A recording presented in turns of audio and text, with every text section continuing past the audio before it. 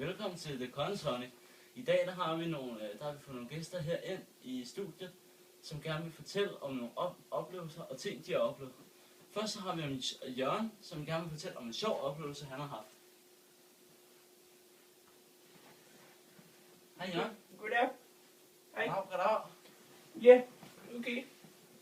Jamen, skal I fortælle det, eller? Jamen, her forleden dag, det var mig og min kone Inger. Vi var nede i Netto. Netto? I Netto, ja. Og så, jeg har sådan noget knas med knæene, du ved. Så ja, jeg er lidt af en ældre mand. Så jeg siger til Inger, den her indkøbsvogn, der er sådan en børnesæde. Kan vi ikke få mig op i det, fordi mine ben de kan snart ikke gå mere? Så siger Inger, jo, men det er da en meget god idé. Så vi prøver. Jeg sætter mig derop, og Inger hun bliver ved at presse på mig. Og hun presser mig ned. Og hun presser, indtil jeg ser fuldstændig ned i sædet. Så du sad simpelthen nede jeg sad ned i børnesædet. På en indkøbsvogn? På en indkøbsvogn. Så sagde jeg til Inger, nu kører du bare afsted. Så stopper det der, hvor vi skal herned. Så kan jeg lige tage det fra hylden, smide det ned i. Det er meget smart. Det er rigtig smart nemlig. Når jeg alligevel ikke kan gå, så kan jeg lige så godt sidde der og gøre lidt, ja, være lidt til nytte. Ja. Så vi kører videre. Og så kører vi mod kassen til sidst jo. Fordi det skal man jo. Man skal betale for sit varer, man har købt. Ja. Eller, man har jo ikke købt den, før man har betalt. Men vi køber altid. Så vi kører derned. Inger hun betaler. Vi kører ud. Lige pludselig så kommer problemet, når vi skal til at have mig ud af indkøbsvognen. Og hen i bilen.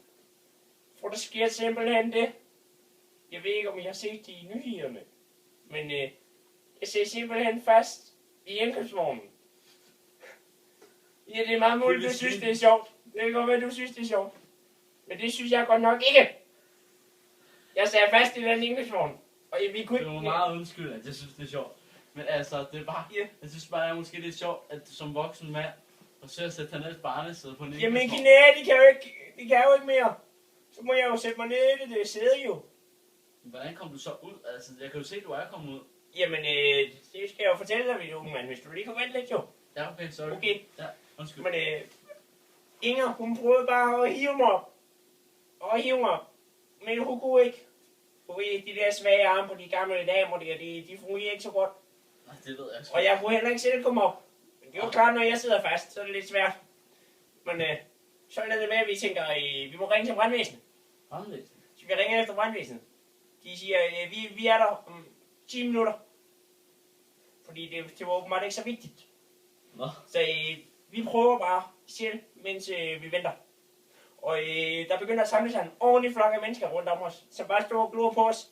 De hjælper ikke til, de glor bare.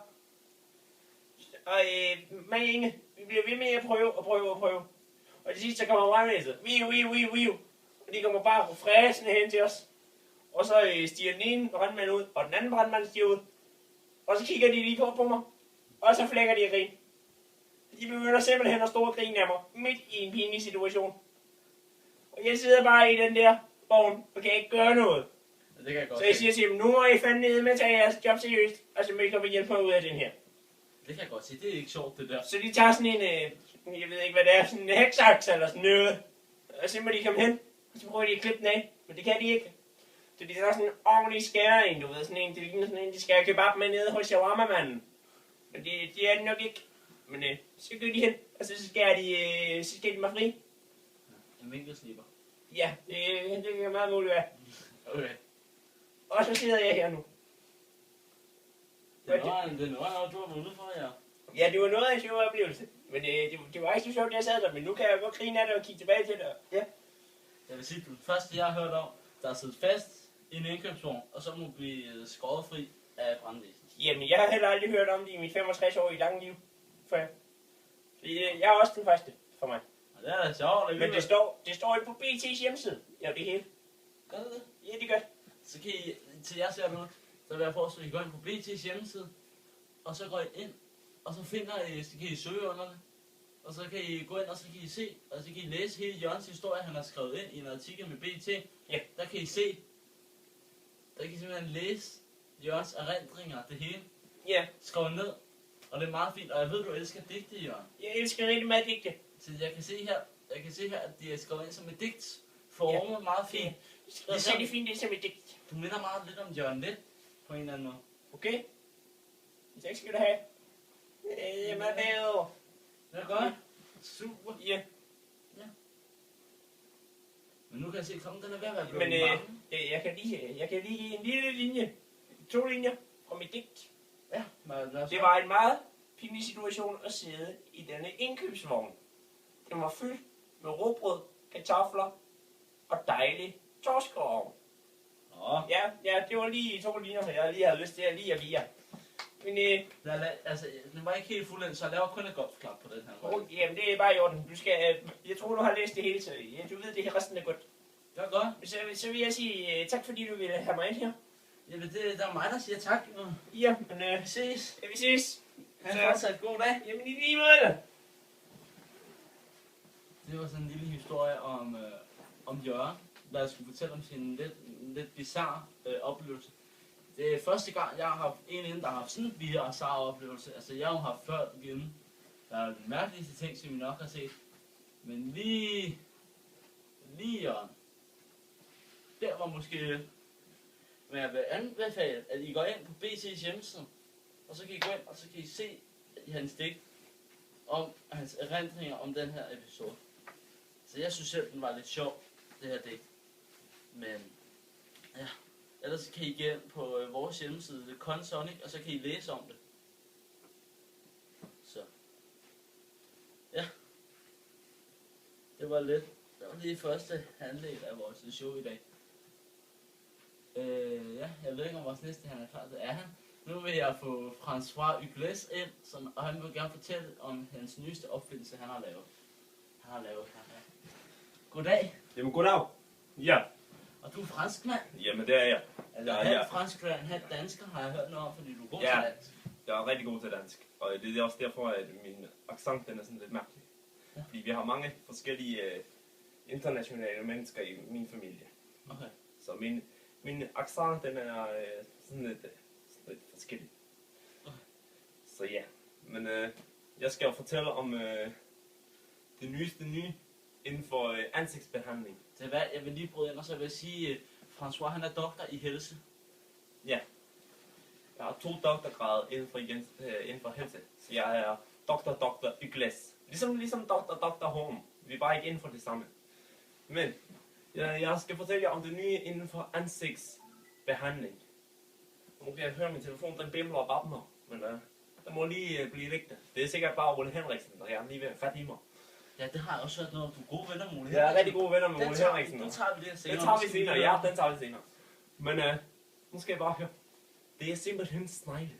I ved godt, os franskmænd, vi spiser rigtig mange snegle. Men jeg har fundet ud af, efter jeg lå og sov, så inden jeg lagde mig til at sove, så havde jeg sådan lidt eksem her. Så havde jeg lidt hård hud rundt over det hele. Men da jeg vågnede, så de snegle, jeg havde liggende derhjemme til at skulle strege dagen efter, jeg kan godt lide, når de lige er gået lidt frit sammen. Så de snegle, de kravlede simpelthen rundt i hovedet på mig. Og da jeg så mærkede mig i ansigtet bagefter, så var min hud, den var så blød som en barnenumse. Den var simpelthen så blød som en barnenumse. Og nu ved jeg så ikke, om jeg skal kigge på kameraet eller på dig. Ja, det styrer du helt selv. Okay. Men det var lige så blødt som en barnenumse. Mm. Og så tænkte jeg, det må være snegle. Men jeg var ikke helt sikker.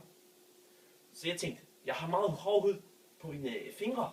Fordi jeg laver sådan et... jeg kan godt lide at lave det håndværk derhjemme. Hvis nu et eller andet er gået i stykker i træ, så kan jeg godt finde på lige at save lidt, og så skrue det på plads og sådan. Så jeg har lidt hård hud på fingrene, og også lidt på fødderne. Så jeg satte et par snegle. Det virkede ikke lige så godt, men det virkede. Så jeg tænkte, de virker rigtig godt i ansigtet. Så nu har jeg startet en klinik. Jeg har skrevet patent på det med sneglene.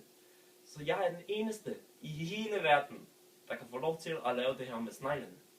Selvfølgelig kan jeg lave det derhjemme, men på klinik, hvor jeg ved præcis, hvad jeg skal gøre. Det er sådan, hvis du har et ansigtsproblem, så placerer jeg en bestemt slags snegle. Og så kan den bare fjerne det. Det skal bare sidde på i en halv time, cirka. Det kommer an på, hvor slemt problemet er. Og så går det simpelthen væk. Det virker bedre end nogle andre cremer. Ja. Så du har faktisk lavet en sneglekur. Jeg har lavet en sneglekur. Okay. Det må jeg nok sige. Og det er sådan noget med det, der har fået et rigtig godt... Du har lavet det for noget tid siden, har jeg hørt. Ja, det er sådan et år siden, eller sådan noget, jeg fandt ud af det. Så begyndte jeg at studere inden for alle sneglearter, og hvad de kunne gøre. Selvfølgelig ikke dræber snegle, de kan ikke bruge sådan noget. De skal bare ud, væk med dem. Og så har jeg hørt noget om, det har lige fået deres rigtig... Du har lige fået lidt stort gennembrud med det. Ja. Nu der er store stjerner som Beyoncé og Madonna og sådan noget. Ja, de kommer til mig. De kommer til mig, og så får de bare snegle lige firet i ansigtet. Så nogle meget feminine stjerner kommer til dig, og vil gerne have lavet. Ja. Jeg har hørt blandt andet meget feminine stjerner, siger du. Så jeg har hørt, at blandt andet Beyoncé, Paris Hilton, Madonna og Tom Cruise har fået det lavet. Ja, Tom Cruise han har også fået det lavet, men han er også lidt feminin. Og Josh Clooney har også hørt at få lavet det. Ja, han har også lige været forbi et par gange. Ja, det er rigtigt. Så ja, det er rigtigt nok. Det lyder som spændende, det her. Ja. Og så nævnte du tidligere, at du kender Ole Henriksen. Ja, Ole Henriksen, mig og Ole Henriksen, vi er blevet rigtig gode venner her inden for de sidste par år. Mm. Altså, jeg har altid været rigtig meget interesseret for ansigtshelse og sådan noget. Derfor tog jeg mine 2 doktorgrader også. Men jeg vidste ikke noget med de snegle der. Men da jeg så begyndte at finde ud af det der med sneglene, så var han jo ellevild for at blive mere min ven. Nå. Og jeg har endda foræret ham en masse af mine gode snegle. Gode snegle. Ja, de gode snegle, du ved, de skal opdrættes og sådan noget. De skal læres, og de skal lære at blive på hovedet, så de ikke kravler væk. Okay. Så nu binder min telefon kraftigt ned med dig igen. Og det må vente. Det er sikkert Ole Henriksen igen. Han vil bare have fat på mig, den lille nullerdrøg. Det er nuller godt. Ja. Er du, nu spørger jeg dig lige, det kan godt være, det bliver sådan lidt personligt det her. Ja. Men er du bøsse? En lille smule homo. Ja. Kun her. En lille smule. Jeg har faktisk lavet lidt research. Ja. Og det viser, at hver anden dansk mand er faktisk, skjuler faktisk deres seksualitet på arbejdet. Det kan for eksempel være, hvis nu du bøsser derhjemme, så siger du, at du ikke er bøsse på arbejdet. Ja. Eller hvis nu du faktisk er bøsse derhjemme, så siger du, at du ikke er bøsse på arbejde. Det er sådan, det kan både Ja, switche nu har sig. du lige gentaget dig selv. Jeg ved det godt, det er lidt et uheld, som er meget Nå, undskyld. ja. Vi ved, hvad du mente. Du ved lige hvad du mente. Ja. Og det kan faktisk godt være, at du, det er derfor jeg bare lige vil høre. Ja. For at få lige se, jeg laver nemlig min egen sådan schema her. Ja. Jamen, det er bare... Ja. Det er helt fint, du. Magnifik. Det er godt. Så du er lidt bøsse. Du kan godt Ja, lide. jeg kan godt lige at få en lille finger smuttet op i nukkahullet. Okay. Okay. Okay. Så lige op i den endeløse tunnel. Okay, jeg får simpelthen at vide her, at vi bliver nødt til at komme lidt videre her. Ja. Så jeg bliver desværre nødt til at sige farvel til Jamen, dig, det er bare helt i orden jo, min ven.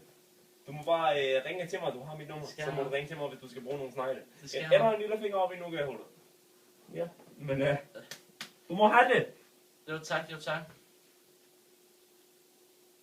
Jeg vil gerne have min medvært her ind, til vi lige kan sige farvel i dag sammen.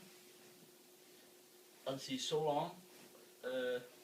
Men han er vist lige ude at spise, jeg må altså lige gå over med ham, hvis det lige tager lidt tid. Han har været ude og ved noget med noget biograf og sådan noget med kæresten. Men altså, jeg er den eneste, der synes, han der François, han var lidt mærkelig. Altså, det, Hey. Her kommer Så han. er jeg sgu... Så? Så er jeg sgu tilbage, mand. Jeg var lige ude og få noget at spise. Men så kunne jeg høre, der blev kaldt på mig. Så kan Men jeg ja, han var sgu lidt mærkelig, ham der med snegle. Det må jeg give dig ret i. Ja, du så ham lige på vejen ud. Ja, jeg hyldte lige på ham, så han gav mig lige hans nummer. Så. Men Han gav dig et nummer. ja. Han sagde jo, han var bøsse. Ja, men det var til snegle, du ved. Han synes, jeg havde en hård hud sådan, så. Ja, det kender jeg godt, den der. Ja, men tak fordi så The Gun Sonic. Ja. Vi kommer med nogle flere videoer. Det var lige en af vores debuter, så Ja, sgu da. Nice. vi ses. Ses. Så